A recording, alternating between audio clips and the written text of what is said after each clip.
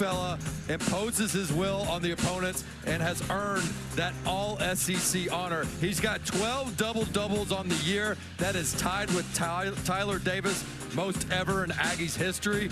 This guy is an absolute beast. Meanwhile, Porter Moser and OU were going the wrong way in the turnpike. They hung a U-turn after 9 consecutive losses. They now won 7 out of 9. The shooting has been absolutely red hot, 46% from deep. They have played themselves onto the bubble. They've earned it. They did not quit on him. He did not lose his locker room. They continue to stay the course. And as he has told us over and over again, I kept telling our team there is a path in the SEC for us to get back in contention. And now they have a path right in front of them, possibly to Selection Sunday, if they can pull this one off. They are among the next 4 for bracketology, but they got to leapfrog some teams in front of them among the first 4 out. And so still work to be done by Oklahoma. Sooners knocked off South Carolina last night. 60% shooting, their best shooting away from Norman in the last decade. And they have now won 7 of their last 9. A&M finished its regular season with a triple overtime win on the road against LSU, 94-91. The Aggies had 17 steals in that game and 23 points off of turnovers. Tom, I do think it might be a little bit more difficult. The last time these two teams met, despite A&M getting the win, Oklahoma had single-digit turnovers. They play small ball. They have a lot of guards on the court. Ball handling needs to be at a premium for the Sooners. A&M swept the regular season series. And the opening tip goes out of bounds. Bucky McMillan can't believe it. Not A&M ball. We're going to get the quickest challenge ever. That was clearly off Aggies, who always wins the jump ball. All right, no, it's corrected. Jeff Hartness, KB Burdett, and Lucas Santos are through tonight.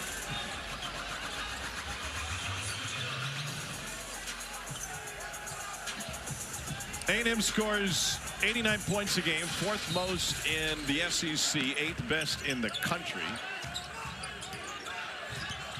They do it with a chaotic style of full court pressure and good 3-point shooting, 37%. They make 11 per game from deep.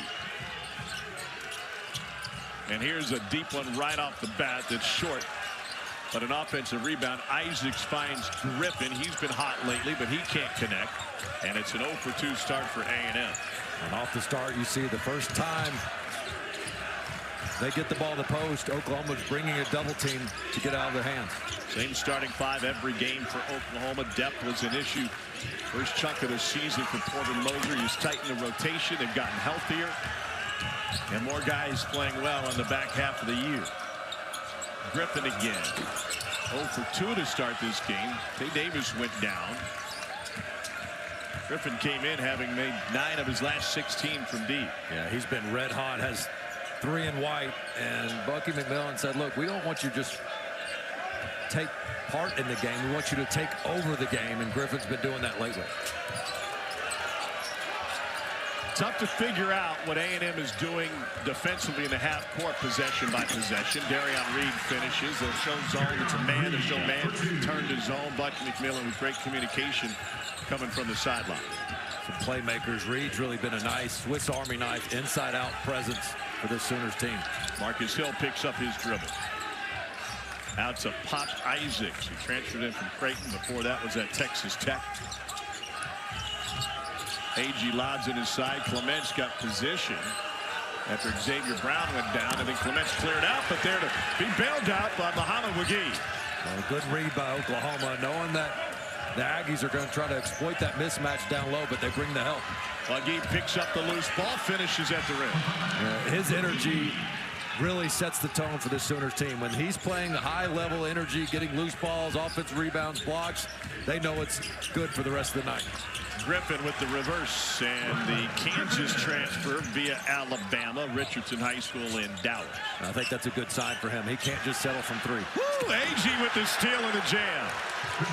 You got to anticipate the trap. You can't sit there and hold the ball. A&M wants to trap, especially if a ball handler gets it. They want to make somebody else besides a primary ball handler bring it up the court. Pack turns it into a mid-range with a sprint ahead. Are we just going to get a horse race tonight? Absolutely. I think both teams can play in that style and that tempo, and some big-time shot makers on the Sooner side. Isaacs dumps it off for Agee. Goes right into Aggies and finishes. He's a below-the-rim guy, but he uses his body. He knows who he is. Davis shares it. Here's Xavier Brown. Gets it ahead to Darion Reed. Turnaround jumper short. And Zach Clements with the rebound. And then an A&M turnover. This possession, they only, this pace, I should say, they only turn over 11 times a game. And here's a trap right here out of the gates. And you've got to be strong, physical, be able to step through that trap and get it out quickly and try to make them pay for pressing. And Agee is just going to take the bump. And as our guy Ron Slay would say, welcome to the boom boom room. He should sell t-shirts with that, you know. Here's Don't give me Xavier Brown. more ideas. His ego's big enough. Brown giving Oklahoma 18 points a game of the last 3. He's most dangerous at the top of the key. This is where they make you kind of second guess. Are they in zone, man? Now they're clearly in man, but causes hesitation. And it rolls home for Xavier Brown. Porter Moser going to his bench early, including Ilatanziv, who transferred in at semester. No, didn't transfer in. He arrived at semester from Russia. Well, keeping fresh legs has been a big priority for Oklahoma. As they've gotten healthier, they've been able to rest their stars more, and they understand second game in 2 nights against this sort of tempo, they're going to have to use their subs wisely.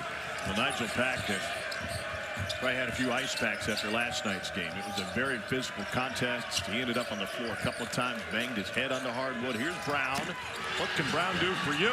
Another big bucket for the Philly native. He may be the most important player in this game because of his ability to handle the ball, not turn it over, and not get rattled by this A&M defense. Sooners sizzling at the start, 5 of 7 from the floor.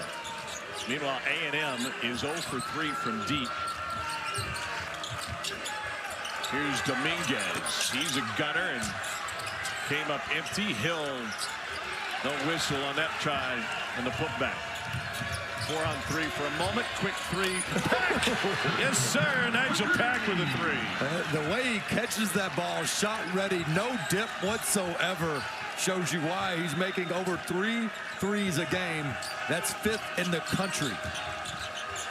Griffin tried to pass it off on his drive, and the spike saved by Darion Reed. 8-0 Oklahoma run. At just 5'10", Nigel Pack shows all the little guys out there, if you're good enough, you're tall enough. And he is on a mission as well here in Nashville.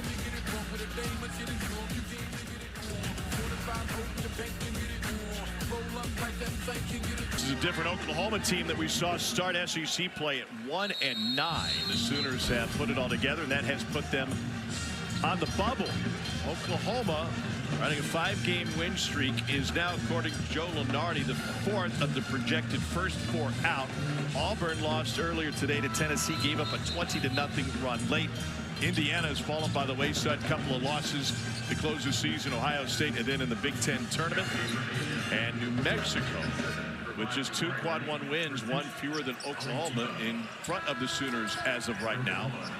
Wins above bubble is a metric that the committee's really leaning on. That's how you would compare to other bubble teams, and that's where we put 4 of them on the screen. Well, this Oklahoma team certainly playing like one that would not only get in March, but advance in March. But it is about the entire body of work, not just how you've been playing over your last couple months. So this Oklahoma team with a massive opportunity in front of them, you can see the sense of urgency they're playing with right now. Dayton Forsythe turns around. Here's Ilatanziv. No good. Oklahoma trying to win multiple games in their conference tournament for the first time since '03. That closed a run of 3 consecutive Big 12 tournament titles.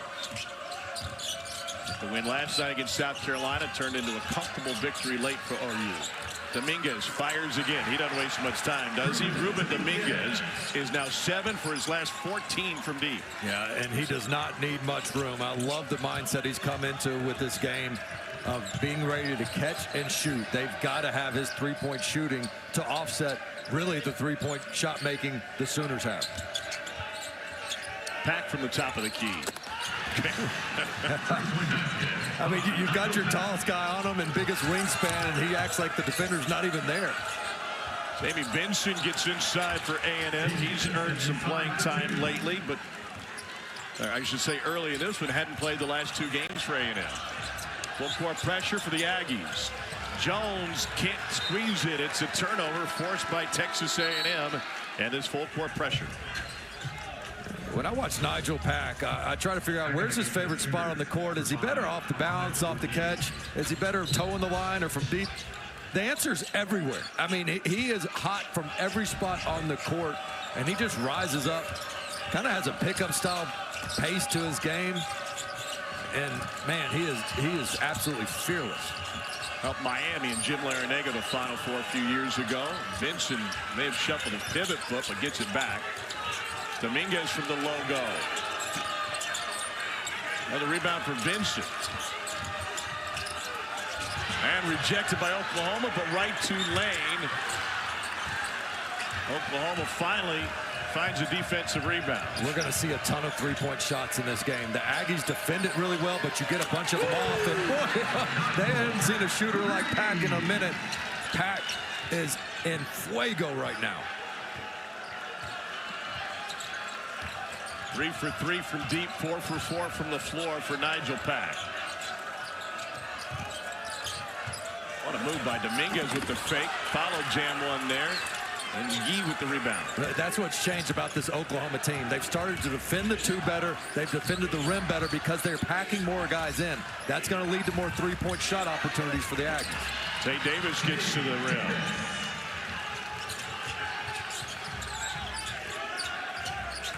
Oklahoma has made 8 of its first 11 shots. Dominguez rejected by McGee. McGee has come to play. We've seen him be extremely active, coming over for those weak side blocks. You get beat, man, does it make you feel good knowing that McGee is behind there as the last line of defense. 3 blocks tonight for Oklahoma.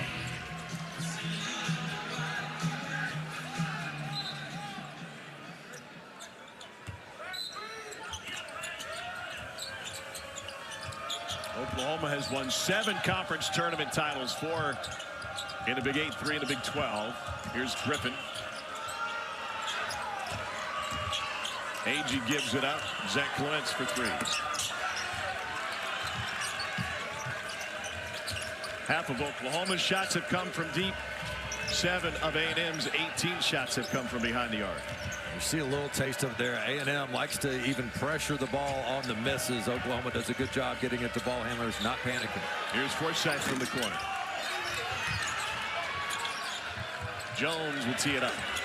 And the mulligan pays off for Oklahoma. And so this is an A&M team that allows 26 three-point attempts a game. That's the highest in the SEC. However, they defend it the best. So far, not so good with all the shooters the Sooners are showing. In and out for Isaacs. A&M has missed its last 8 field goal attempts. 8-0 run for OU.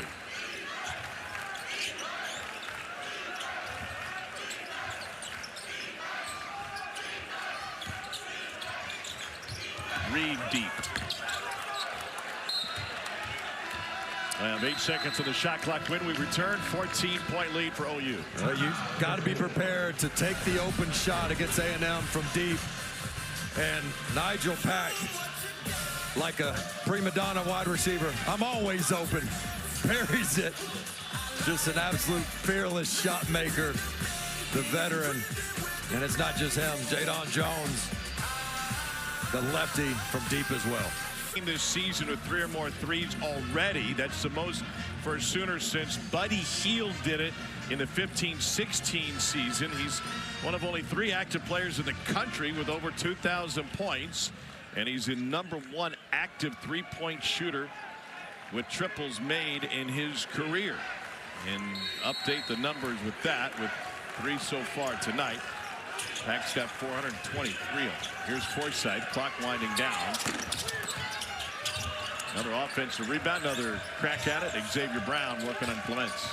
And another sloppy start for the 2nd game in a row by the team that had a rest day. And you start to wonder if Pack and others like on this Sooners team. Just the familiarity with the arena, back-to-back games, that favors the team coming off that win, at least in the first half. Bob Isaacs with the takeaway, gets it back from Hill. Agee kicks it back out. Isaacs for three. And Forsythe with the rebound.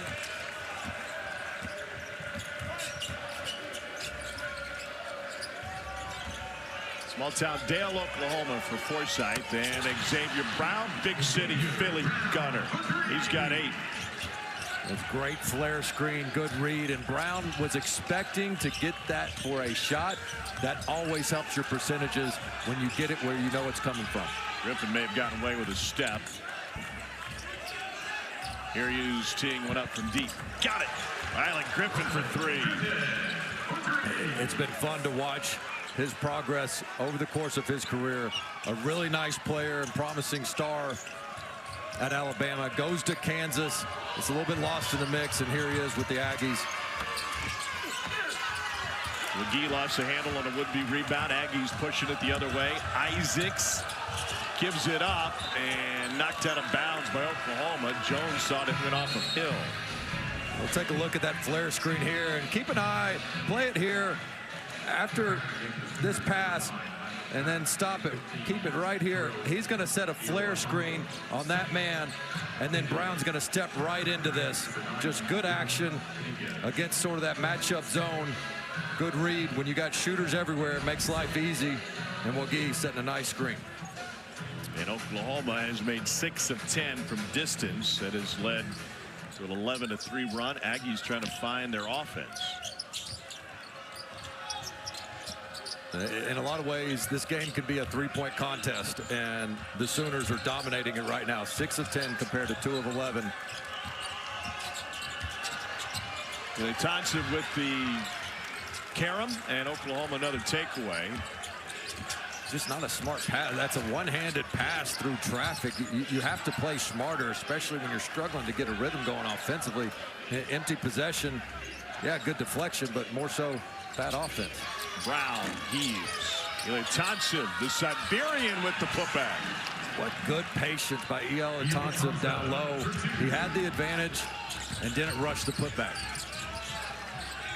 20 degrees in his hometown with light snow right now, where it is Friday morning. Hill into the corner. Dominguez for 3. Oklahoma is just rolling right now. Here's Pack. Thought that was going in, didn't you? Yeah, I sure did. Maybe this one will. Reed got away with a push-off. Step through, finds Pack on the cut. Timeout, Texas A&M. Bucky McMillan's going to send some subs in and say, guys, is anybody going to finish the possession, win 50-50 balls, those long rebounds, we got to gather. Pack couldn't knock down the 3, but after the offensive rebound by Darion Reed, the cut paid off. Oklahoma on a 15-3 run. 9%. Is that good? It's tops in the SEC. So yes, if you want any chance at slowing the Razorbacks down, you better get back in a hurry, get matched up. Not that they're not good in the half court. Acuff can take over other guys, but if you want any shot, you better try to make it a half-court game. You know, Chin Coleman sitting over there behind us, just showed him on camera. I told him today at practice, I said, I know you've contributed a lot this season, but my favorite contribution is the nickname he's given to Billy Richmond, Thrill. And Billy Richmond has taken his game to a next level. Yeah, he went from glue guy to superstar. He's been unbelievable for that team. Zach Clement's going to work inside, and Aggies just can't get one to go. Carried over the inline and go back to Oklahoma. Yeah, this is more about how good Oklahoma is becoming in front of our eyes. Their offense has become elite, and their defense has been there to back them up. The complementary basketball that was not there throughout the first part of the conference play has been ever present. You're seeing it right now. Porter Moser had buy-in from his guys all season. He said, we never quit watching the get right film. I never kept pointing out where we could be better, and it has paid off in a massive way for Oklahoma. and a most unexpected midseason turnaround. 5 to shoot. Reed shares it to Davis late, and he will get a trip to the free throw line, and he's shooting a pair. That's a really good cut by Davis. Those guys got stuck there, and Davis kept cutting. Saturday got a baseball triple header for you right here on the SEC Network. Top 5 showdown. Mississippi State will be at Baum Walker to take on Arkansas, followed by Tennessee and number 8 Georgia. And the slugging Vanderbilt Commodores play host to LSU, 8 o'clock Eastern, 7 Central, just a few miles west of here on campus. 7-0 Oklahoma run right now.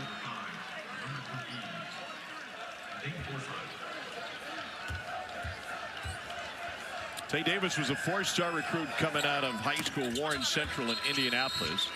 A couple of stops, including Seton Hall, and 2 years at Notre Dame. We gave the Irish 15-5. Here on Reed gets a breather, and Davis, one of the best defenders in the league. Not only that, but last time out he gave OU 18 points. Every all-SEC player, he's just about guarded. I mean, he pretty much 1 through 4, he gets the assignment. Ali Deba with a kick to the corner. Aggie guarded by McGee. Here's Lane from behind the Aggie screen. Aggie screen more than anybody else in college basketball. He does. He's a big guy, but he stays on the perimeter quite a bit. Dribble handoffs, ball screens, you name it. And here he is. He's going to get him an open look. As Pack says, I can go under the screen. They're going to dare Lane to shoot that one.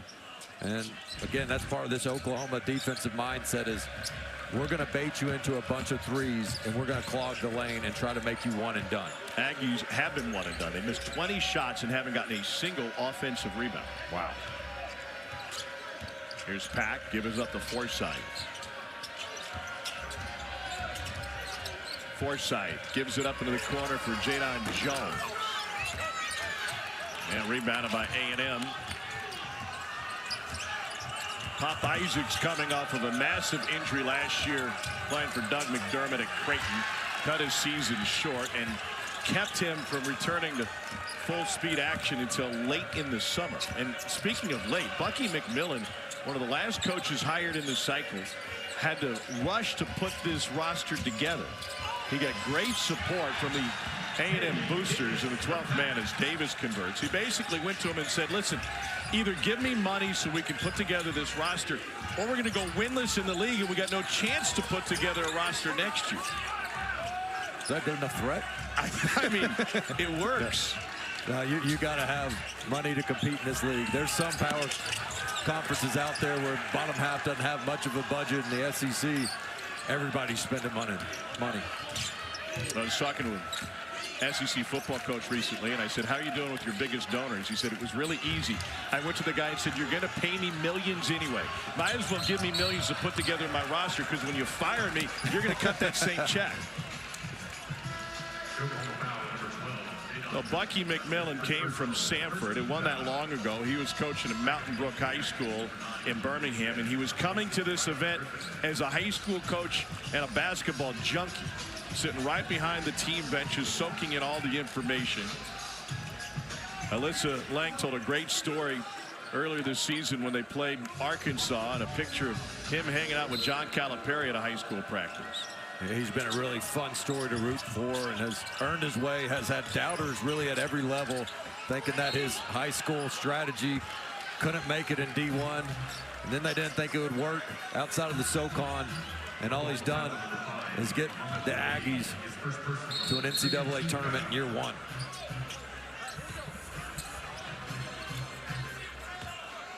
Be the 5th consecutive 20-win season in Aggie land. Agee to the free throw line after McGee committed his first personal.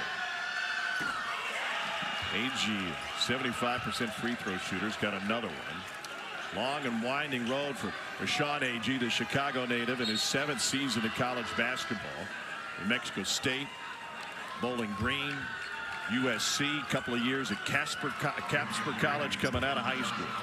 I love what he told Coach Bucky McMillan earlier this season when Bucky said, hey man, what about 2 or 3 days rest and we'll just play on game days just to let your body catch up. He goes, Coach, I'm not that gifted of a player and athlete to take a day off. I have to work on my craft every day. That's what's gotten me to this point.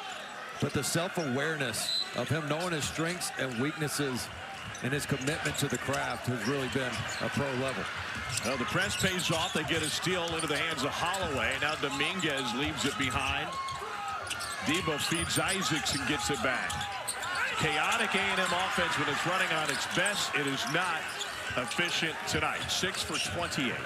The Oklahoma guard's got to do a better job of getting open against that press, because the more people you bring up to try to break it, the more advantageous it is for the defense. When I played for Bruce Pearl at Tennessee, we loved when opponents had press breaks that required multiple guys coming up.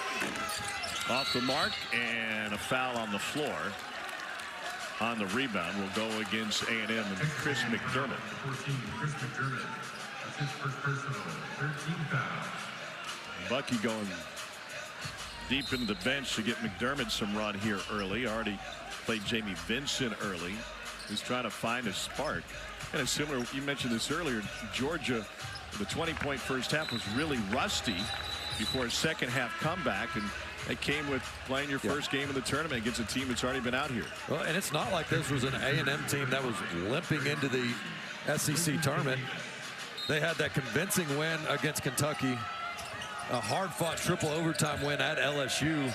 And right now, as bad as the Aggies have been shooting the ball, to me, this is more about how good Oklahoma is. 21-4 run over the last 9 minutes for the Sooners. Jadon Jones turnaround. Isaacs the rebound, and that win against LSU highlighted something A&M is hoping to repeat tonight. They did not shoot the ball well in the first half in that one, but shot the lights out in the second half to get it to overtime. That one goes for Pop Isaacs. Yeah, you hate to leave a Schooner in the ball side corner there, and Forsythe just a little bit late on the closeout. And a push off. Charge to A&M. It is a 20-point Oklahoma lead. Sooners shooting 52% from the floor, 40% from three. This wagon is rolling for Oklahoma, trying to stay alive in Nashville, keep the season going, and make it into the big dance for Porter Moser and company.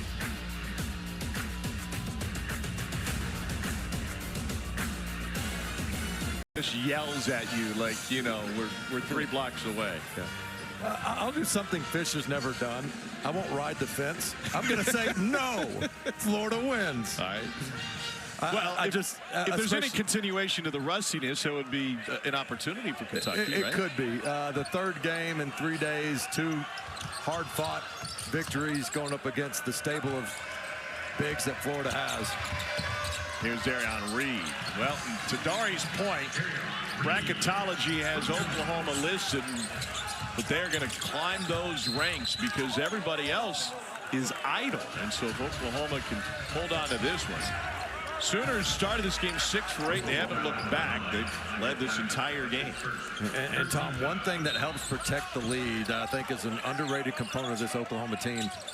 During the last 5 games on their win streak, they're only giving up 3.6 fast break points per game. That is best in the SEC by a wide margin. That makes it very hard to come back in spurts and get big runs on this Oklahoma team who's so good at getting back. Here's Griffin. 7 points for Rylan Griffin. And here's where they've struggled, is just getting the ball inbounds. The third matchup of the season between the two. Aggies won the first 2. So it's not like, even though it's sporadic and it's chaotic, Porter Moser and his team have faced this system already twice before. So how do you figure out the baseline out of bounds? Yeah, it's a dead ball situation now, and so these two might screen for each other, but really you got to find where you got the best foot speed advantage. You don't want to bring multiple guys to the ball, and that's a little bit of a Hail Mary play. But it turns into a run out and a bucket for Brown. Oh, good job by Tay Davis, just winning the foot race there to a loose ball. That's why Davis is that Swiss Army knife. He can guard multiple positions. He cuts extremely well off the ball, and he can also be a point guard for you if needed. Hard screen for McDermott, who hadn't played over the last 7 games, but is getting some run tonight for the Aggies. Isaacs got it. I think it's a good read by Isaacs, because even though Pack was there, Pack's only 5'11", so if you rise, you'll get a good clean look at the rim. A&M's largest halftime lead this season was 14. That occurred twice against SMU and Oklahoma State. Lost both of those. Isaacs ties up McGee. I think McGee will have a pair coming. One of the big things that Porter Moser wanted from his team, when you look back when they lost to Texas A&M most recently, it was as frustrated and mad as he's been about their shot selection, particularly in the second half. He said, man, we got away with it. We started taking my turn shots. That hadn't been an issue for us all season long. You see the ball sharing early in this game. Yes, Pack's made some good one-on-one plays, but so far they've got 8 assists on 16 made field goals. Getting hot at the right time. Last 5 games, 45% from deep. Porter Moser didn't like what he saw on the iPad over there. Number 1 in the league in free throw rate. You mentioned the fast break points for the opponents. Since mid-February, Oklahoma leads the nation in three-point percentage. And the big reason is they focused a lot more on getting paint touches and trying to penetrate and kick out. And that has increased their shooting percentage. There's also been greater accountability amongst the players of where am I best getting my three-point shots? Is it off the catch? Is it in the corners? And if it's not your best spot, then pump fake, put it on the deck, and try to create for somebody else. What a wild ride it's been in Norman this season. This OU team started 11-3, then lost 9, then won 6 of 8. And that trend continues with the win last night. Now 7 of 9 victories. Was halfway home for Isaacs, rebounded by Reed. But that's a great example. Every time A&M started to penetrate it, the Oklahoma would just sink on any penetration and keep it on the perimeter. Back floater, teardrop good. He wanted the and one, and right now A&M just has no answers, whether it's full court press or in the half court, giving up 45 in the first half with very few turnovers. And Nigel Pack gets a lot of credit as a three-point shooter, but I don't think people realize just how good of an overall scorer he is. This guy's not a shooter. He is a scorer. He can get to the mid-range. He can get to the floater. This guy's going to be having the same game when he's 40 years old in a YMCA or father-son game, just taking dudes off the bounce or spraying it from NBA range. They approach the 1-minute mark of the first half. And a foul on Davis. First on Tate Davis. His first 16 fouls. What was the other goal that Porter Moser mentioned to us, right? As a team, he said, we don't want to give up more than 20 field goal makes from 2. That's our new goal. So far, only 5 for A&M. Here's Griffin. Oklahoma softball is a wagon. They'll be on SEC Network on Sunday, hosting Auburn. Number 4 national ranking for the Sooners, and then A&M and LSU in a top 20 showdown to close out the action Sunday night under the lights in Baton Rouge. Griffin 2 for 2 from the line.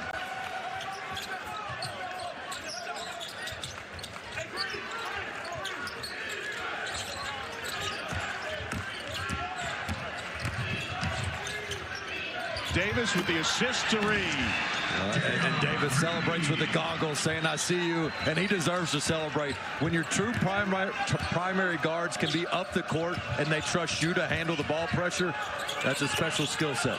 Griffin with the bucket. You know, you gave me that same look when I showed up with your latte and shoot around this morning. From across the court, I see you. Porter Moser takes a timeout. It's a 20-point lead, but A&M heating up. Aggies have made 4 of 5. Back in a half minute. They have been sharing the ball extremely well, and I think, look, they know what's at stake. This type of performance, it wouldn't just be a win, but a convincing win has to weigh even better for the NCAA selection committee and their resume. But again, I think this is an A&M team that can shoot themselves back into the game and get some momentum in the second half. The best thing that can happen to them is just get to halftime and try to regroup the way Georgia tried to rally after halftime. And Georgia did go on a run to make it interesting, but couldn't close it out on their first game of the night session tonight.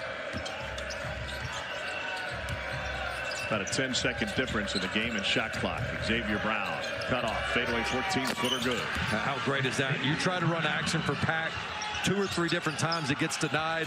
Brown says, no problem. Play didn't work. I got us, coach. Agee kicked it back.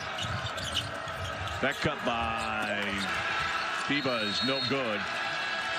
What a half for Oklahoma. The heave after the buzzer nearly went. Pack with 15 on 6 of 8 shooting, including 3 threes. Brown's got a dozen. Davis with 8. Oklahoma is rolling. Sooners playing their way into the postseason conversation with a 22-point lead at the half. Dari, the first word is boomer. What's the second word? Well, it would be Sooner. And I think there's a lot of folks in that state that are yelling that out at the top of their lungs right now. As we welcome you to the Academy Sports and Outdoors halftime report. Dari here alongside my guys. I got Shooter, Slay, Fish. I'm here, baby. I'm here. 22-point lead against the team they've lost to twice. Fish, you're watching it. What are you pulling away from this first 20 minutes? That sooner or later, people are going to learn to stop listening to guys throwing darts. Let's take a look at how the Oklahoma Sooners defended at a high level. Ron Slay and Shooter, who picked the Aggies, they defended at a high level. Look at it. Every time this ball moves, you're not going to see one guy, but boom, there's 2. Dissuading the Aggies from coming to the paint. Here it is again. You are not getting inside of the paint. 3 defenders. Here it is again. And guess what you're going to have to do? If you defend that paint, somebody's going to have to knock down a 3-point shot. That's the secret sauce to the Sooners. Yeah. Coach Moses shared that with me, too, last weekend when I did their game, was at their practice. However, what they're doing against A&M's press, they're playing Hold them out.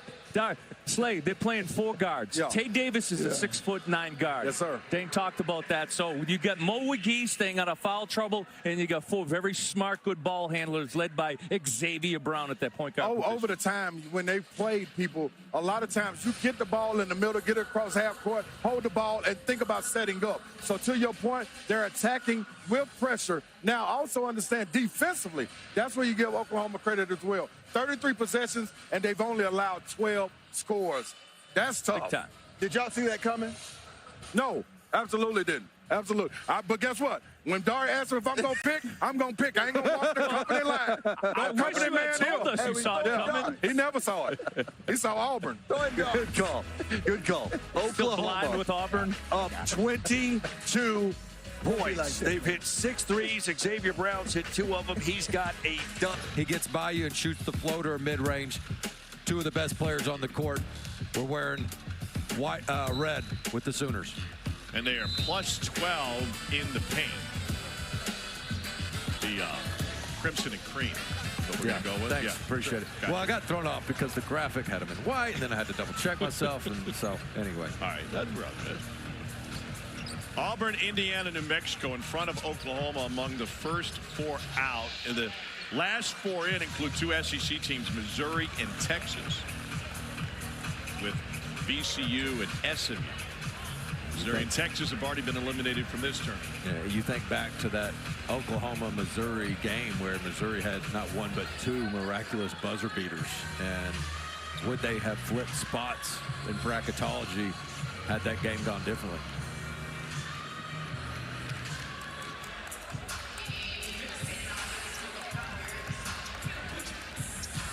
I'm told the delay is to get Dane his right colored crayons for his coloring book after calling Oklahoma red.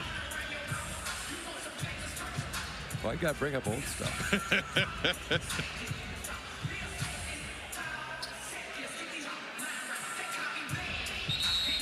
All right, we're good. Can we have KB Burdett give us an explanation anyway? I would love to He's hear really that. created an identity for himself. Celebrity status on the mic.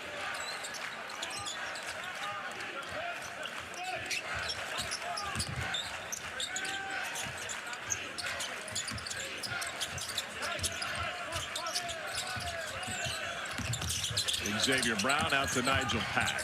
Fires. I expect everyone to go in when it comes out of his hand now. Yeah, here's Tay Davis. Got a bad pass, though, but offensive rebounds leads to good open threes. Tay Davis. I don't know how he missed that one. Cross court into the corner, and now Marcus Hill. Pop Isaacs gives it up. Clements can shoot. And he buries it. They're going to have their opportunities, knowing that Oklahoma is going to sink on penetration. They're going to pack it in. Can the Aggies get hot and then allow themselves to get in this press and dictate the tempo the way they want to? What does Porter Moser want to do from an attacking standpoint against that A&M press when you got a 19-point lead? Well, I think you still want to take the open shot if you get one early, but if not, trust your half-court offense, which was really good to you in the first half. Pack breaks down Aggie. Davis pocket pass. And pick an Aggie on that foul, either Griffin or Aggie. A good interior passing there, and then Reed with a solid shot fake. Doesn't just lift his eyes, puts that ball above his head to get the Aggies in the air. You'll hear the common phrase all the time, be second off the ground. That's what they always teach you in film. Easier said than done when you're going up against a good shot fake. I was always second off the ground. Never worked for me. Darion Reed's got another free throw coming. What a turnaround he's had in his career. Some of his highest scoring games have come this season after starting his career playing for Nate Oates at Alabama. Nate Oates, we learned today, and Alyssa Lang will tell this story tomorrow, is a boutique coffee maker. Legit. And the amount of testimonials that came over to share their feedback, I can't imagine they'd be biased about their boss and his coffee making skills. Maybe he'll bring you a latte tomorrow. Winner of this one gets Arkansas. Pack has it blocked by Agee. Push ahead to Hall. Beat his man down the floor. And, pardon me, Marcus Hill with his first bucket of the night. He's been giving them 14 and 4 of the last 9. Mohamed McGee. Offensive rebound, and Reed going to the line. It'll be the second on Agee. Agee gets a terrific block on the previous possession. You can't time this any better. A mismatch, but he just reads it before Pack was ever about to shoot it. And they finally get some fast break points, something you rarely have. But then Agee does all he can here. He forces a tough 2, but then look at Griffin in the background. Griffin never gets into the fight. Agee's going to get mad after this and be like, hey, come on, man. I can't be 2-on-1 down here. We're trying to make a comeback. You've got to come rebound with me.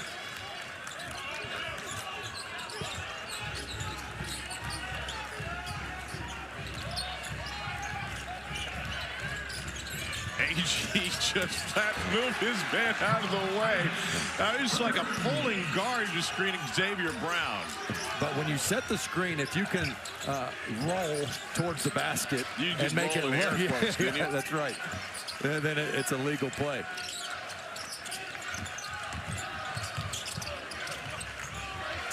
Here's Pack for 3. Got up to a red-hot start, but has slowed since. Hill tips to Clements and couldn't corral it.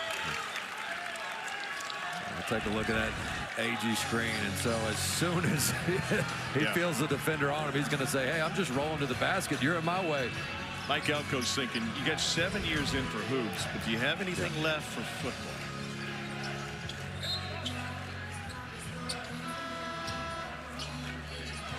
Sub in for A&M. Ali Diba enters for the Aggies. And Tom, right now, really it's 4-minute games. You got to keep chopping away at this. Every media timeout, try to make progress and give yourself a chance to get into single digits in the last stanza. Some of this matchup, Agee on Pack. He's going to stay on.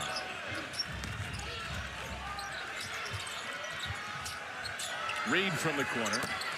We talked with Bucky McMillan yesterday about the signals that he uses for his defense. He will often just flash hand signals and get guys to change. You tried to give him up, get him to give up state secrets, but he demurred. Here's Isaacs for 3.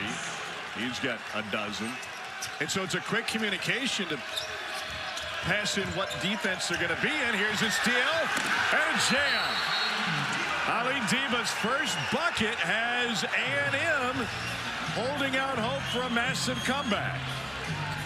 Well, we knew A&M was going to have their opportunities. The three-point shot is open against Oklahoma. Can you knock them down? A&M could not buy a bucket in the first half. Second half, different story.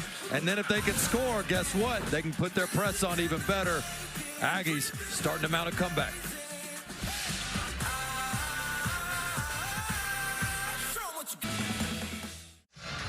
Well, what a turnaround for Texas A&M in the second half. Aggies haven't missed from the floor, and 3 of those have been from deep. It equals an 8-0 run, or last minute 18 for Bucky McMillan. Took Samford to the NCAA tournament in 24 with a school record 29 wins. Lost to Kansas by 4 in the tournament, so the term Bucky ball is thrown around liberally this season with his introduction to the SEC. What's your definition of Bucky ball? The aggressor, and I loved what he said after a game, as I'll summarize. He said, look, we don't play not to die. We play to win and live 94 feet.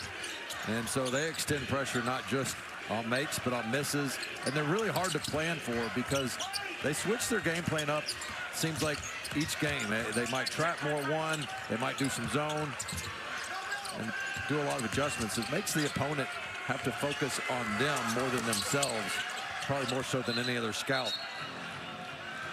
Tipped out of bounds. Oklahoma thinks it should be theirs. They may or may not take another look at it. We've got a 2-touchdown lead for Oklahoma here in Music City. Sooners hoping to stick around and enjoy the weekend and play their way into the NCAAs.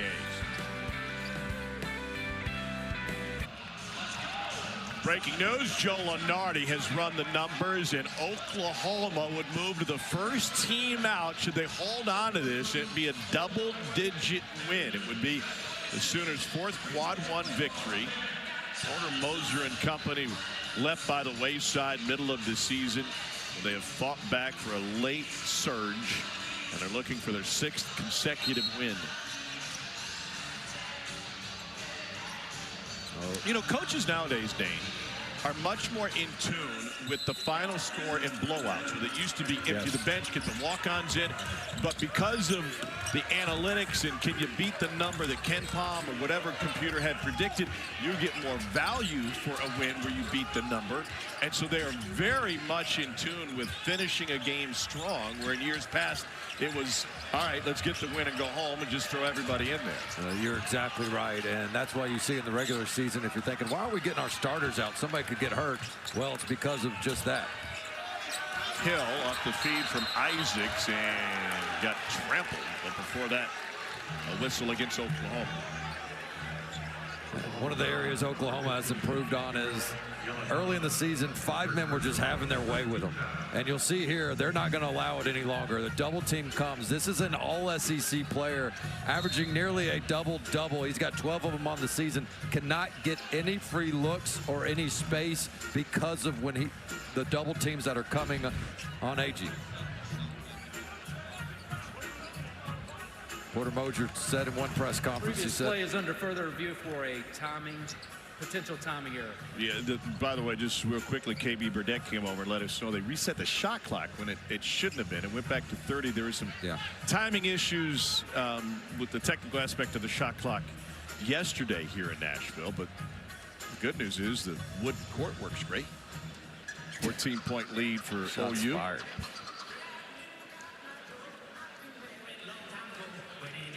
Well, you're only down 14. You have not played well if you're Texas A&M. If you're Oklahoma against this A&M team that can go on these big runs, doesn't 15 minutes feel like an eternity? Yes. I feel like this is going to be the longest 15 minutes of Coach Moser's season right now. Well, he knows what's on the line, and he knows what is necessary. First and foremost, get this win. Lunardi says you'd be right on the cut line if you can. So never got a shot up, but it reset. Yeah, there was from never 11 to 30. And there was never a change of possession either.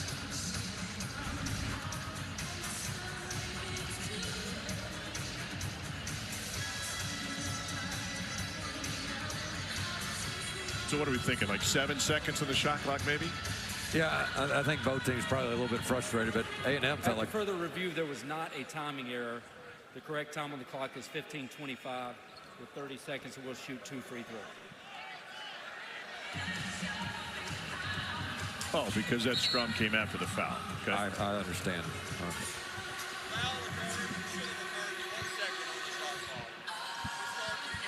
So the foul should have occurred with 1 second on the shot clock, so that still stands.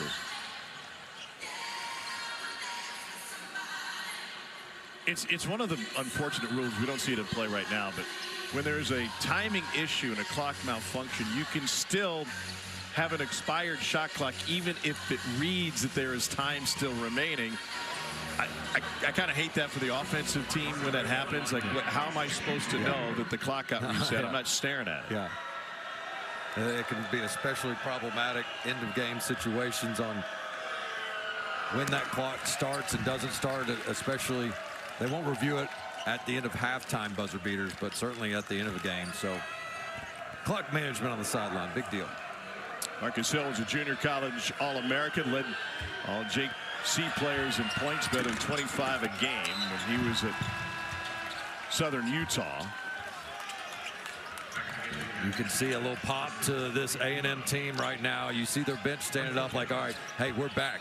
And that 10-0 run is now their 29th 10-0 run on the season. That's 11th best in the country. So again, another SEC team that has that spurt ability. Bucky McMillan was a poker player for a long time, played in the World Series of Poker, was an online poker savant. He's got all his chips in the middle now as they look to go on a run. Brown drives, no good. Yella Thompson with the tip. What a big play just to get a hand on that, trying to create really an offensive rebound opportunity, and looks up and taps it in.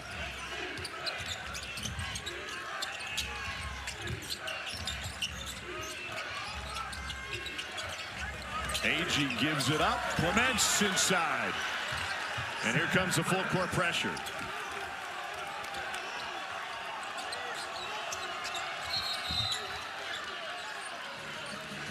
And Griffin commits the foul. And Tom, you asked how many screens per game does Agee set? You'll take a look at it. Here's one, here's another. And they're going to keep running this offense. That was 2. Here's 3 screens. Here's 4. Finally, they get him in the middle. Pump fake to the perimeter, and then looks down low with a little no-look pass. I mean, that shows you just how important he is to this A&M offense. Knocked out of bounds by Deba.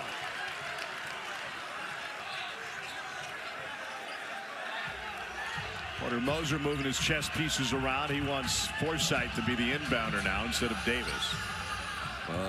This is a tale of 2 halves. It was Oklahoma who could do no wrong, but here in the second half, it's not so much the turnovers, but 2 for 11, 0 for 6. And then they're having to bring it up against this full court pressure much more often, given the fact that A&M started to make some shots. Forsythe up the sideline, finds Davis.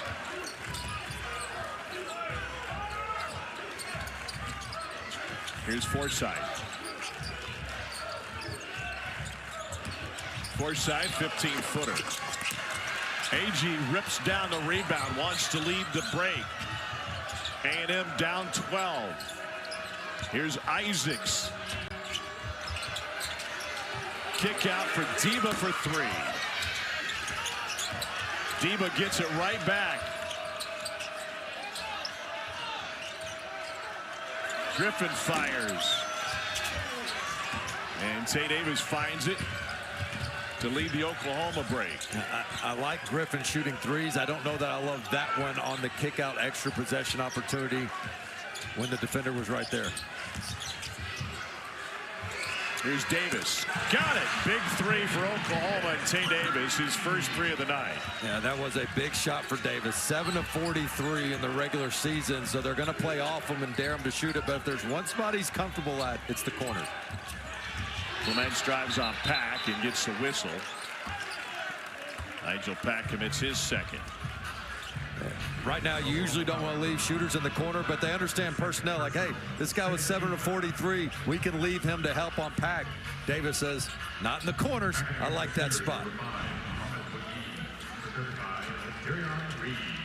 It's the only spot he really likes. He hasn't made a three-pointer this season outside of the corners. Good penetration, but a block, and Oklahoma comes out of there with it. Forsythe drives. No whistle on that drive, and finally comes after. I think it might have been on the rebound.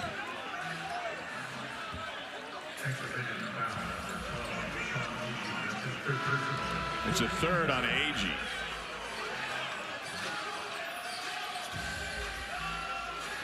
And Aggies don't want to leave the game, but here's why he's being taken out. A little two-hand touch. Yeah, that wasn't a big push, but it was enough. And with Reed's body going that far away from the rebound opportunity, made it pretty clear for the officials. Usually two-hand touch comes with a 3 Mississippi rule.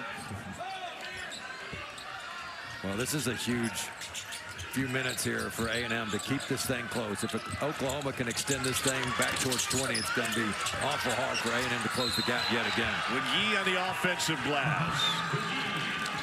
He has been a monster on the offensive glass lately. He's been good all season, but even better here recently. Last 5 games, he's got the 5th best offensive rebounding rate in the country, over 3 offensive rebounds per game.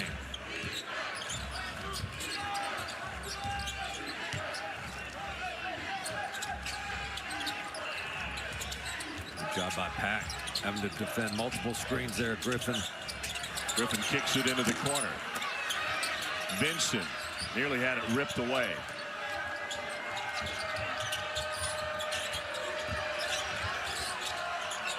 Great defense by Oklahoma in the half court.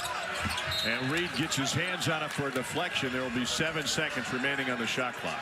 And Pack did just a really nice job. He was chasing the shooter for most of that possession. Then he got switched out on the center, held his own down low, was ready to box out, take away the offensive rebound opportunity. Xavier Brown enters for Oklahoma. And Dayton Forsythe gets a breather. Xavier Brown replacing Dayton Forsythe.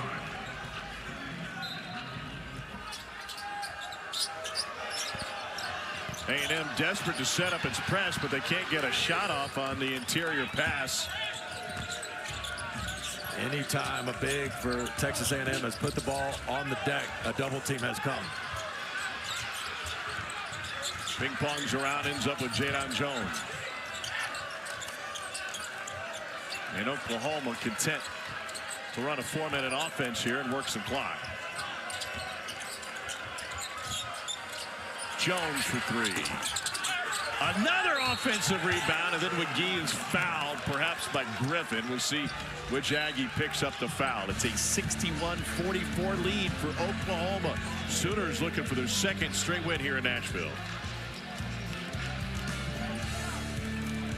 I give a bunch of credit to the Kentucky Wildcats when the outside noise is just constantly, what if we lose on Wednesday to LSU? Hold on. What do you mean the outside noise? Yeah. That call is coming from inside the house. Yeah, it is. But how about if they win and then win again and get revenge on a couple teams that had their number or were close to having their number? The miraculous play by Moreno down at LSU. But a big one tomorrow against Florida. I think the bigs, the fatigue factor, it's one thing to play well in game 2. We all know it's different on that 3rd day.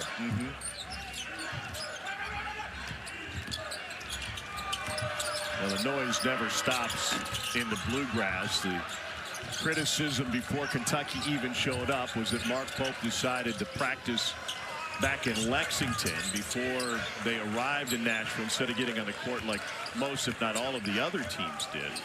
There's not another team or coach in this conference that I think has to worry about being second-guessed if he uses the practice time or not. It's just everything's under a microscope. Brown tried to bank it in, and Darion Reed keeps it with Oklahoma. Beautiful finish. Great effort by Darion Reed. And just the patience, the pivot, the pump fake. Got himself from a tough 2 to an easy 2.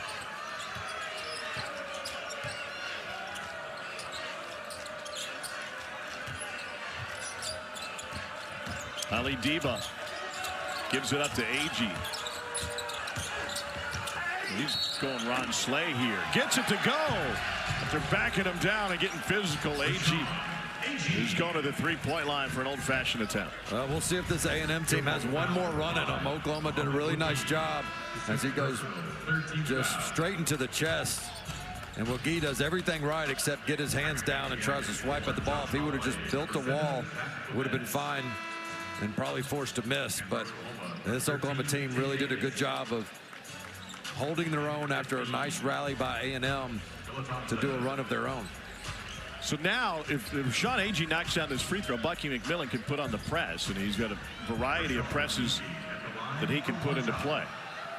But I think the big advantage Oklahoma has that other teams don't is the amount of ball handlers they have. And this was an Oklahoma team that only had 8 turnovers despite the loss to A&M last time they played. So that really was not the biggest factor in the Aggies' win against Oklahoma earlier. And so here's Brown.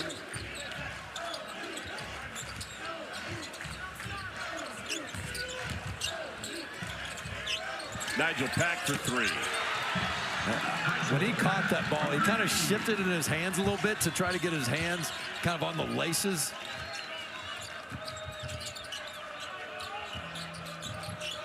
Here's Agee.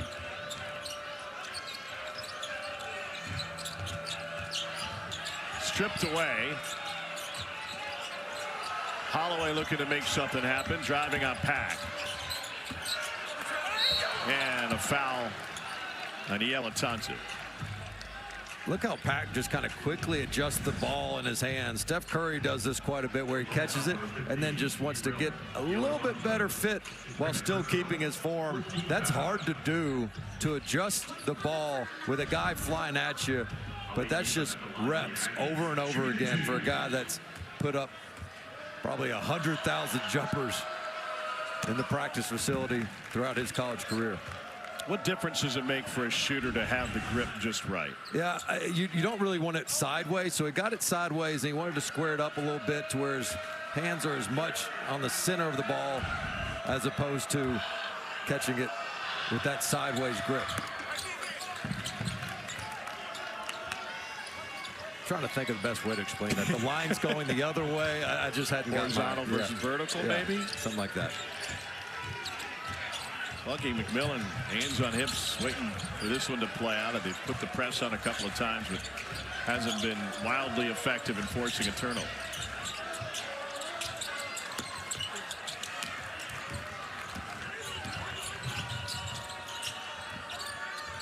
Bounce into the corner, and Griffin, no good. Okay, let me ask you this night. Yeah. Oklahoma is maybe one win away from being in the tournament. 2 wins, and that seems more likely. A&M will be in the NCAA tournament. Which team is more likely to get 2 wins in the first weekend? Between these two? Yeah. Oh, that is tough. I'm going to have to fish back that question. It's now a verb. I'm going to fish back on the fence. I mean, A&M would be really hard to prepare for when you have 1 day to prepare for, which would be the beauty of this system in a tournament setting. Yeah. But Oklahoma, with another win, would obviously still be red hot and would be carrying incredible momentum in the postseason. Yeah, I think Oklahoma is playing their best basketball of the season. That's unquestioned. But I think the seeding that would benefit the Aggies would put them in a more likely position to win a couple games. And other than that, who's playing better in the SEC right now outside of Florida? You start looking around, you're like, you know what? You got to include Oklahoma in the top 2 or 3 teams you're talking about. Well, it'll be a big-time guard matchup should Oklahoma hold on to this lead. They take on Darius Acup Jr. in Arkansas in the nightcap tomorrow night. But that is a big if over the next 8:53. Oklahoma takes a timeout. Or pardon me, A&M takes a timeout. Aggies have made just 1 of their last 7. It's a 67-49 OU lead. In their SEC tournament, I think matchup-wise, I just like the bigs of Tennessee being able to hold their own. The amount of depth they have on the front court as Oklahoma gets a big-time 5-second call. Porter Mosier's loving it.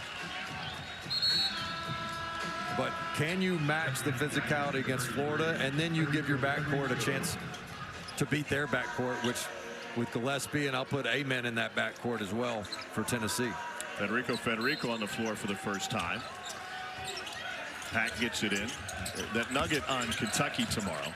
They opened at an 11.5-point underdog to Florida. Cats have never been a double-digit underdog in the SEC tournament in the 33 years in which odds are available. And that is reflective of just how dominant Todd Golden's team has been this season. McGee fouled. Ali Diba picks up his first. That's a really nice play, and that's practice right there. Brown gets in the paint, and he knows if he reverse pivots, his big man's going to be down low under the bucket ceiling. So this is not by accident. He knows, hey, if my shooters are covered up, my next pass is down low. Good execution there.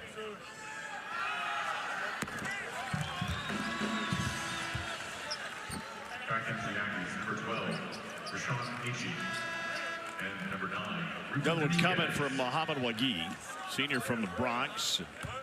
A couple of Division I stops, West Virginia and Alabama.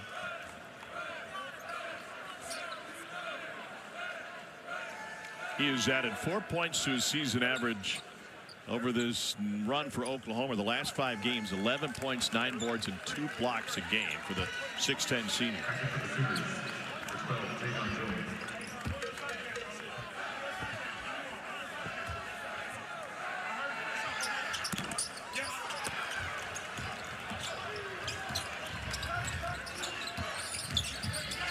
Isaacs pulls up for 3. It's not that the Aggies have not gotten good looks. They have just been ice cold for the most part. They heated up just a little bit here in the second half, but now 7 of 26 from deep for a team that's happy shooting a bunch of threes.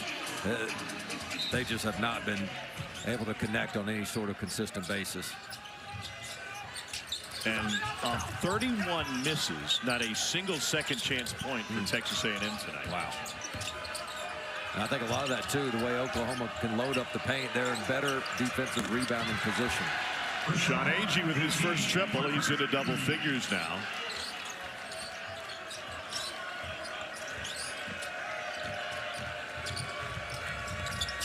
Agee 2 rebounds away from the Texas A&M school record for double-doubles.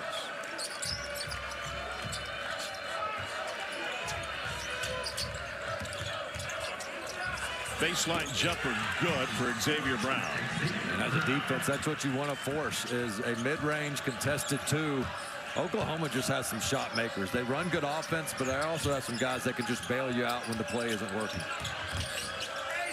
Agee leans in and banks it in. You can tell he's not ready to go home. There's no quit in number 12.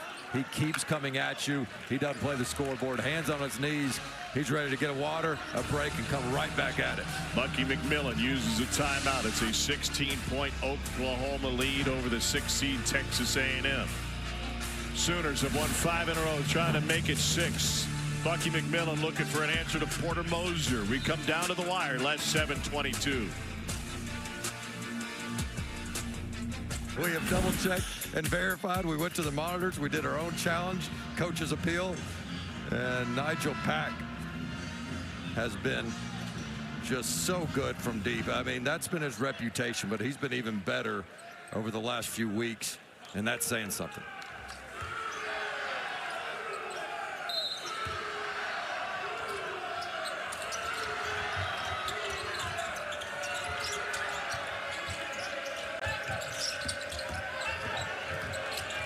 McGee was calling for it. They beat the clock to get it across the timeline, and Xavier Brown will run the offense for Oklahoma. That's why you don't listen to your centers, though, as a point guard. He wanted him to throw a cross-court pass from one side to the other when there's still about 4 seconds to cross.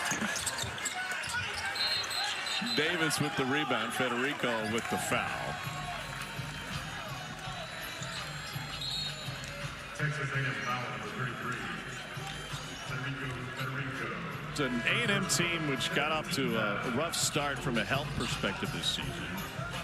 Lucky McMillan's big investment was Mackenzie Mbako, transferred in from Indiana. He was injured early. They tried to bring him back with a foot injury and been shut down for the rest of the season. It was a scramble to put together this roster. There was nothing left. The previous coach departed from Maryland. Davis has another free throw, and so Lucky McMillan hit the portal, brought in brand new roster, 13 new players. It turned out to be the 20th ranked portal class in college basketball.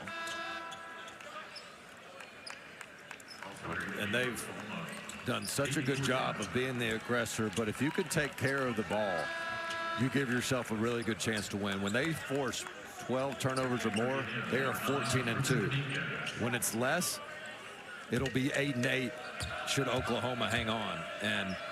But I will say this is Oklahoma's third crack at A&M. When you enter the NCAA tournament, those teams they're playing most likely will not face this all season long, making it a much harder prep when you're dealing with the Aggies on a first impression basis. Agee to Isaacs. Clements for three off the back iron. Yelatansiv has the rebound.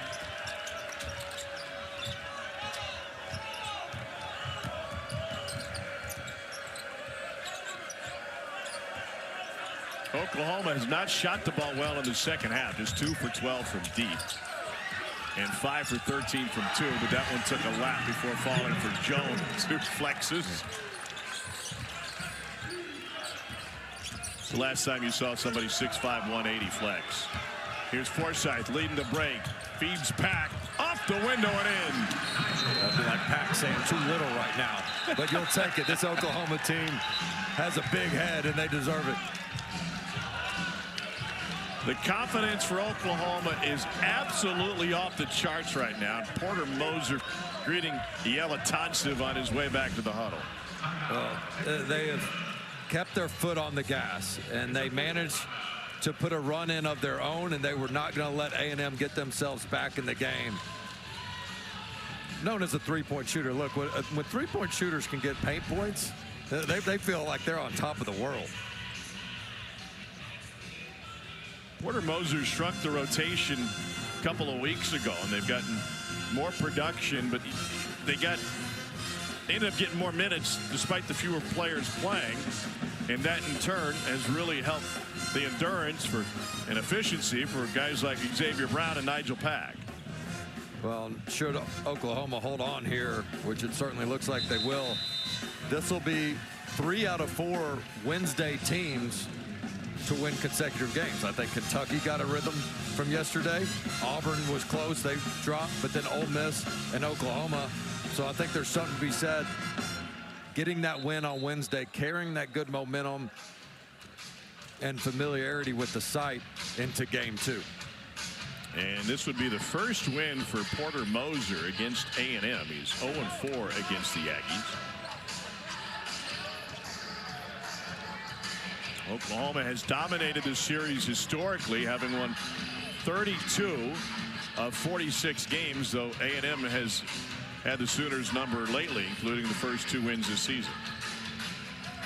One thing I love about Coach Moser is when times were tough, he didn't try to change. He made small adjustments, but he didn't try to change his identity. I've been in locker rooms where we've had losing streaks before, and when coaches try to switch up game plans over and over again and say, well, that didn't work, let's try this. Took a shot to the face on the drive by Hill. But they have stuck with it. Nigel Pack, as tough as they come, is this the 3rd time he's been hit in the face. This one appears to be more serious, with Forsythe trying to call over a trainer. Head to head.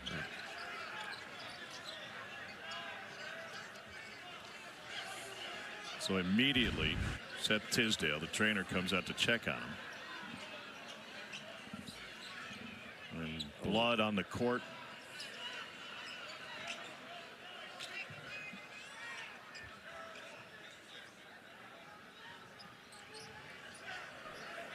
Previous play is under further review for a potential flagrant foul.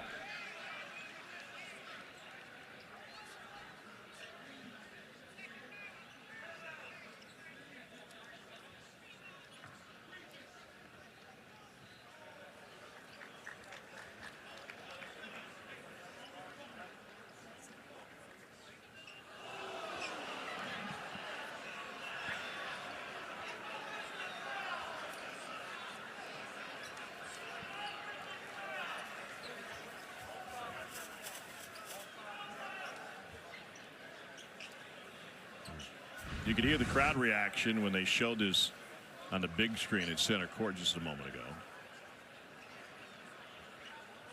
Yeah, really the offense just trying to initiate contact, putting that shoulder down. Certainly no intent to go head to head. But Pack trying to crowd the ball handler. He has taken several blows, that being the worst.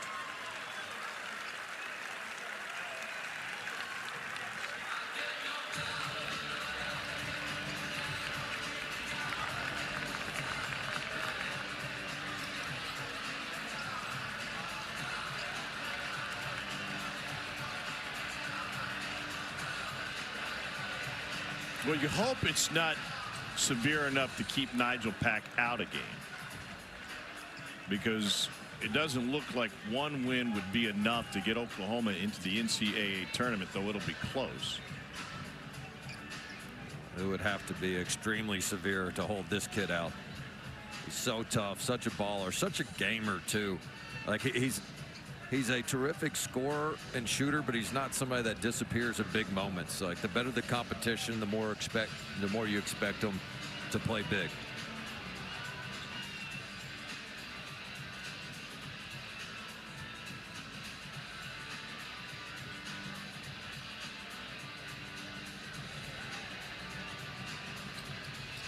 Hill made the layup. There wasn't a foul call. And what's interesting is sometimes even when it's a basketball play, if there's blood and excessive results like you're seeing here, they can go to a flagrant. And we've seen less contact when arms get extended out that have been upgraded to flagrant ones. I hate that it happened to Pack. I'd be okay if it was. All right, this was an official's review, and the previous play has been upgraded to a flagrant 1 foul on white 0 for head-to-head contact. It was unnecessary. For it to be unnecessary, Pack, I feel like it would need to be intentional. Has been injured. So Pack bleeds so they can pick anybody to shoot the free throw, including from the bench. He'll shoot 2 free throws. When there's blood involved and the player can't return. So that'll be Xavier Brown going to the free throw line.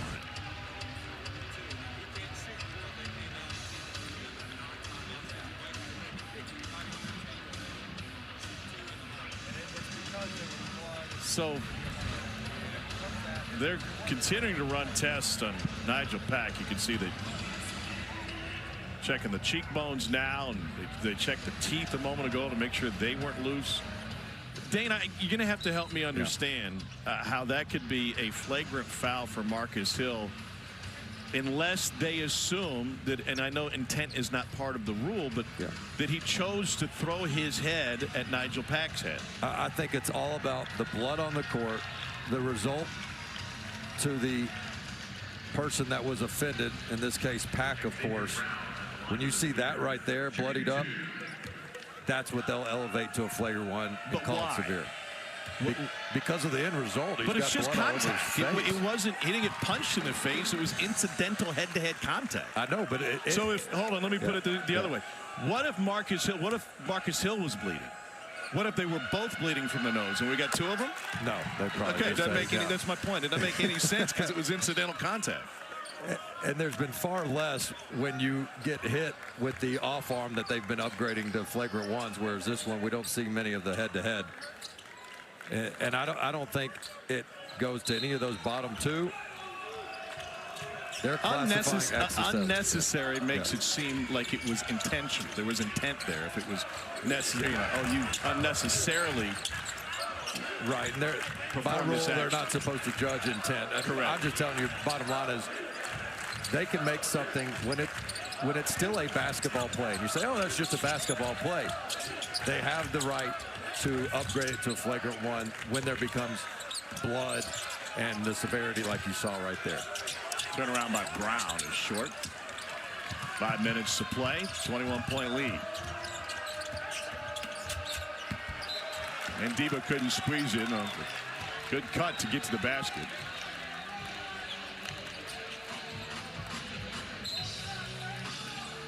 Oklahoma basketball. You got really upset just a minute ago. I felt like that was the first time you yelled at me. First time today. I'm just here to try to explain the rules.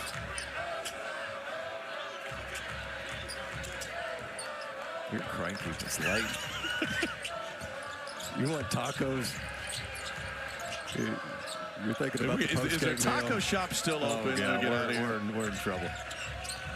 Brown.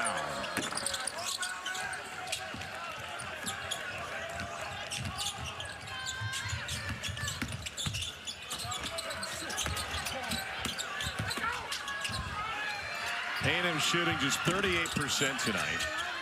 8 for 28 from 3. All alone, run out, James. Darian Reed. Well, and that missed 3, another second chance point opportunity wasted. I mean, A&M's got 10 offensive rebounds and 0 points to show for it. That's almost unheard of. Brown fouls Ryland Griffin. And I think some of the narrative for this A&M team in terms of glass half full is, hey, that's not our best performance. That's not who we are, but we will get some extra rest because this was a team that came off the emotional Kentucky win. They had the triple overtime against LSU. And right now, you got to look at the positives and can go back, regroup, work on ourselves, rest, have practice, and get together and watch Selection Sunday and celebrate a great regular season. Selection Sunday is one of the coolest days, especially if you know you're solidly in the field and you're not nervous as heck. You have practice as a team, you get to gather around, and rarely during the course of the season do you have time to reflect. Selection Sunday is one of those days where you get to reflect, be proud, and then get back to work. Yellow times it with a half dozen.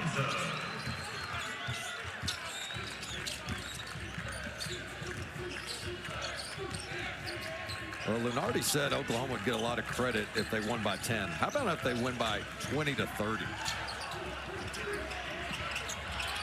Marcus Hill off the mark.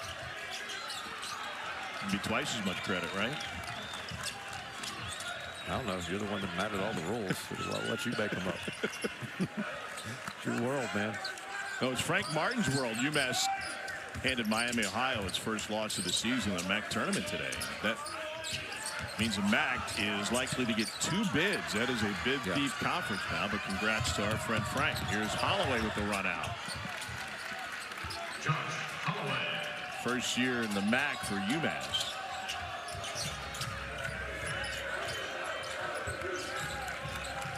Under 3 minutes to play. The lead is 21. Could I sell you on a Miami of Ohio and Auburn matchup in the first 4? Oh, yes. Now, that would be great TV.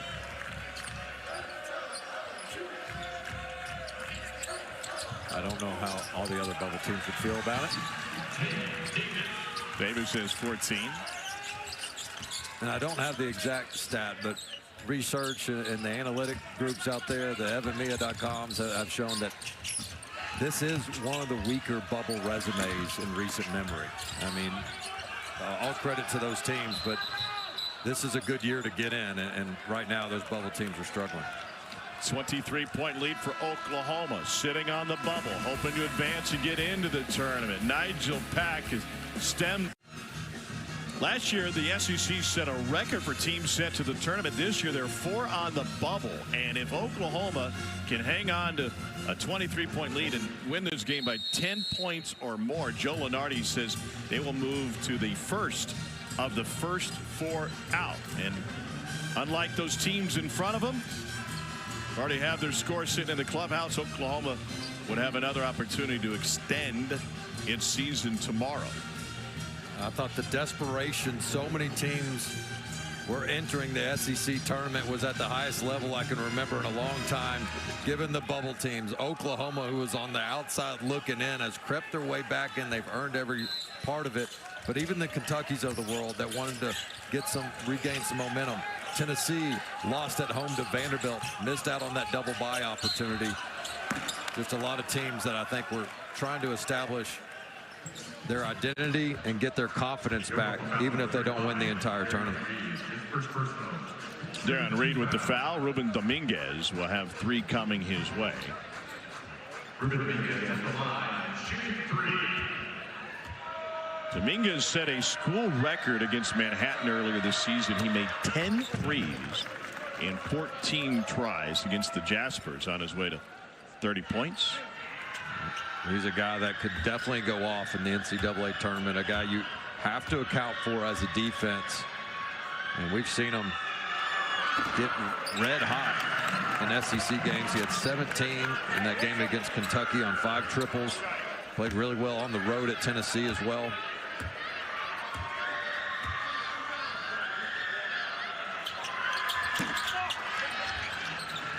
Sooners bring down the rebound. 2 minutes to play.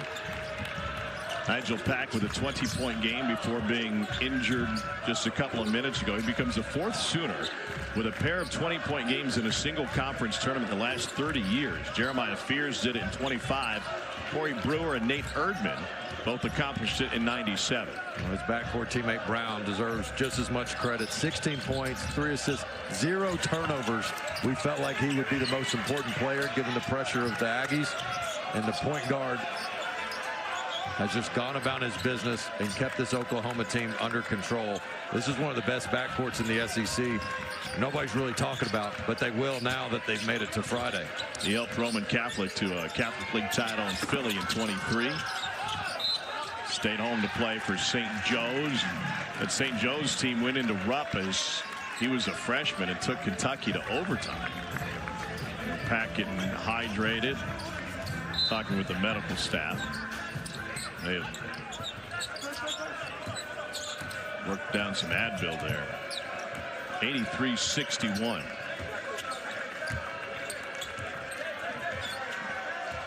Sixth consecutive game with 80-plus points for Oklahoma. Its longest streak this season and longest in a single season since the 2017-18 season. So A&M will regroup. They'll be in front of the TV for Selection Sunday and fall to 21-11 on the year. They'll go in the NCAA tournament having won 4 out of 7. And Oklahoma gets Arkansas tomorrow. This is just unbelievable, the run that Oklahoma has had. You talk about being left for dead. People calling for Porter Moser's job after essentially a winless January outside of a January 3rd win. They spent about a month on the wrong side of the win-loss column, and they've kept it together. He promised his team there is a path for us to get to the postseason. They have found that path. They are playing like one of the best teams that deserves a chance to play in March Madness, and they'll be in a win or go home type situation tomorrow. That's all you want is an opportunity, and this Sooners team has it right in front of them, even if it requires 3 wins in 3 days. 6th straight win against a conference opponent. That's the largest streak since the 08-09 team in the Big 12. For a team that lost 9 in a row. Remember, Oklahoma won its first conference game before that 9-game losing streak. Hill's able to get it around Jones, and only 12 seconds left. Reed Lovelace has checked into the game for Oklahoma. Hit 55 a touch. Just looked him off. Well, he's in the box score. That counts for something. 20-point win for Oklahoma over Texas A&M. Porter Moser continues this late season surge. As surprising a run as you will see for a team that finished 4 games under 500 in the league and had a 9-game losing streak. We'll wait for word on Nigel Pack's health. He looks good from distance and see if he